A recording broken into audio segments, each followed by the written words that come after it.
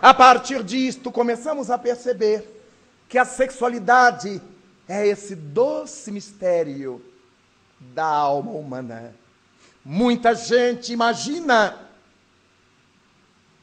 que homossexuais sejam pessoas com trejeitos, homens que se pintam, que vistam roupas femininas.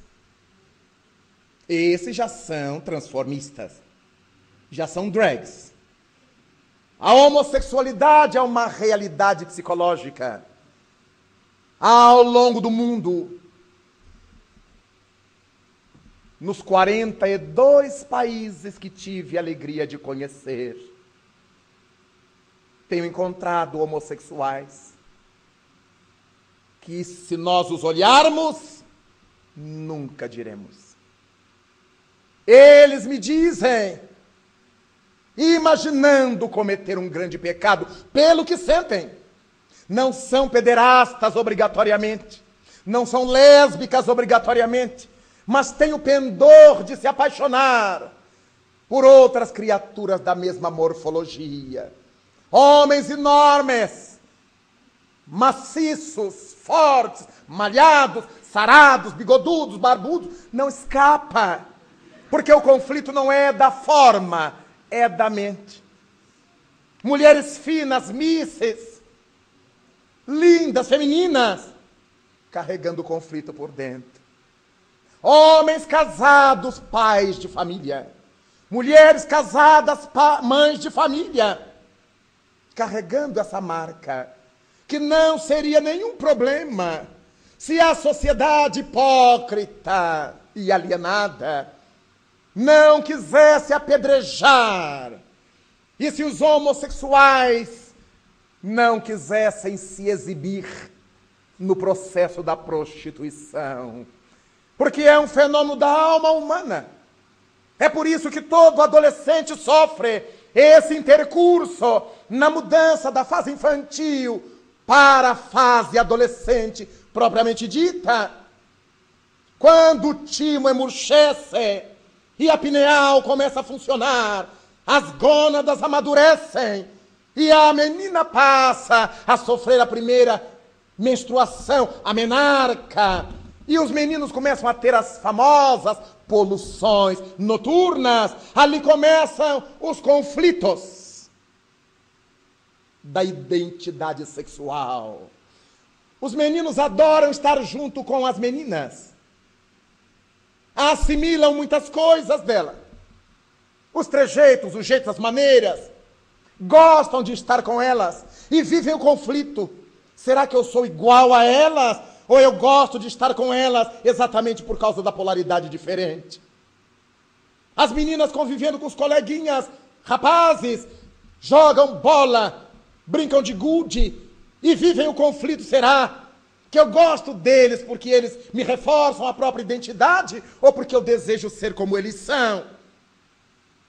Afirmam as teses freudianas a respeito da inveja feminina do pênis masculino e fala da inveja masculina da maternidade feminina.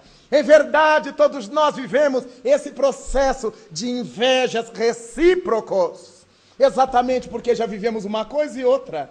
Quando vemos a mulher grávida, por mais que o homem goste de crianças, ele sabe que só a mulher pode engravidar.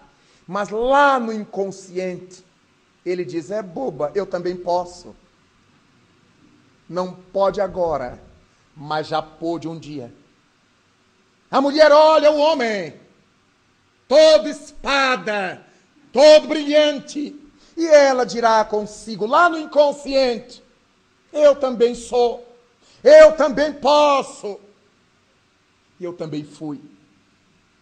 Alguns amigos meus que são inveterados machistas, e ao conversar, tudo é pró-homem, tudo contra as mulheres. E eu lhes digo, à luz do Espiritismo, tenham cuidado, tratem bem as suas esposas, porque vocês voltarão. Mas antes de voltar, encontrarão no além uma fila de homens bigodudos de ex-maridos. Raul, mas o que é isso? Você tem alguma coisa contra nós? Eu digo, não. Das encarnações em que vocês foram mulheres. O amor não vê a morfologia, o amor ama. E os ex-maridos de vocês que estão no além vão esperá-los. Eu quero ver como é que você se sai. Aquela fila de bigodudo. Gaúchos, portugueses, alemães. Esperando vocês voltarem cheios de amor para dar. A vida. Mas as senhoras desencarnadas, com certeza, encontrarão no além uma quantidade de ex-esposas das encarnações em que elas foram homens. E onde o problema? Onde o drama? Se não na auto-insegurança que o indivíduo carrega, essa necessidade que tem de afirmar a sua sexualidade, sem saber que nós todos carregamos em nossa intimidade essa dualidade, porque tantas existências como homens, tantas existências como mulheres, hoje pode ser que a força masculina esteja mais saliente em nosso psiquismo, e dizemos que nascemos com o psiquismo masculino. Não implica dizer que não haja feminino em nós. E quando a quantidade feminina supera a força masculina, nascemos mulheres. Não significa dizer que não haja masculinidade nela.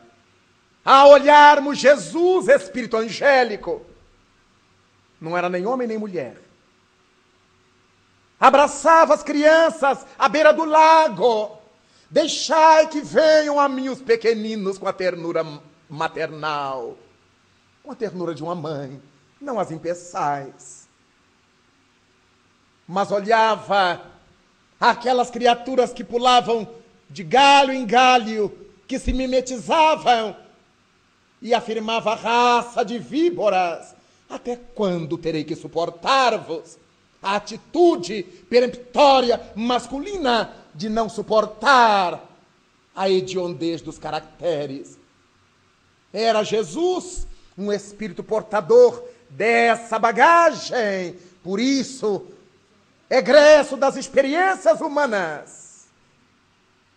Em outros orbes, ele se afirmava filho do homem. Não é filho de um homem gênero, é filho da humanidade, é filho das experiências humanas. E todos aqueles que ainda não tinham completado as experiências humanas, que tinham necessidade da reencarnação, ele então chamava filhos de mulher. Por isso, ao se dirigir a João o Batista, ao se referir a ele, disse: dos homens nascidos de mulher, daqueles que ainda têm necessidades reencarnatórias, João Batista é o maior. É a partir daí que vamos nos dando conta de quanto a sexualidade é importante em nós, desde que não a tornemos objeto de escândalo em nossa convivência. Quando lidamos com os nossos irmãos espiritistas, quantas são as perguntas que nos chegam? Nós podemos deixar uma pessoa homossexual dar passes? Devemos deixar frequentar a sessão mediúnica? O que essas pessoas imaginam? Que a gente fosse criar um apartheid sexual? Será que a pessoa homossexual não tem mediunidade? Será que por ser homossexual não tem amor para dar? Não vibra na faixa do bem? Afinal de contas, todos os grandes dramas da humanidade até hoje não foram motivados por grupos gays, pelos héteros. As guerras, o aborto, as misérias da traição conjugal, tudo isso nascido das experiências hétero. Alguém pergunta: mas os homossexuais podem adotar crianças? A criança não corre o risco de ficar gay também? E os benfeitores nos chamam a atenção para o fato de que em toda a história da humanidade houve homossexuais. Na linguagem cotidiana houve gays, mas todos filhos de casais héteros. Então seria o caso de levantarmos a tese de que são os pais heterossexuais que fazem filhos homossexuais. Porque não são os homossexuais que geram filhos homossexuais. Então é preciso que nós paremos para refletir, para pensar e sairmos da tolice. Nós só impediremos a qualquer de realizar as atividades no centro espírita, homo ou hétero, ou bi, ou polissexual, se ele se entregar aos escândalos. Se quiser vir um rapaz para o centro espírita vestido de baiana, aí não dá certo. Se quiser conquistar os jovens da mocidade, não dá certo. Se quiser conquistar os maridos das moças, das senhoras, não dá certo. Mas se a criatura vem para trabalhar no bem, é irmã nossa. E aqueles homossexuais que a gente não identifica? E a homossexualidade enrustida? Como é que a gente faz para impedir? E se eu não tenho instrumento para impedir a todo e qualquer tipo de homossexualidade, por que é que eu vou dirigir o olhar só para aquele que tem trejeitos? Ou que fala mais fino?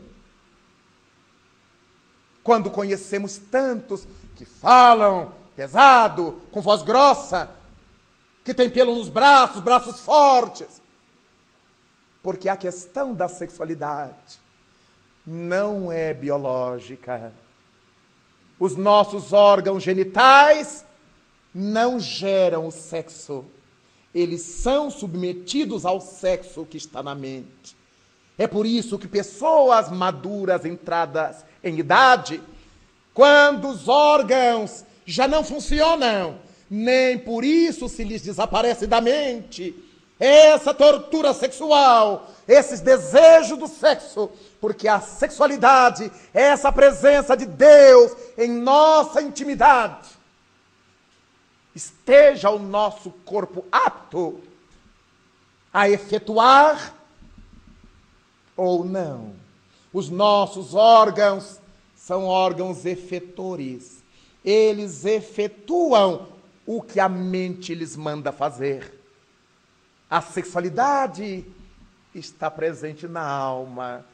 Por isso é que os espíritos não têm sexos no plural, como nós imaginamos. Eles carregam essa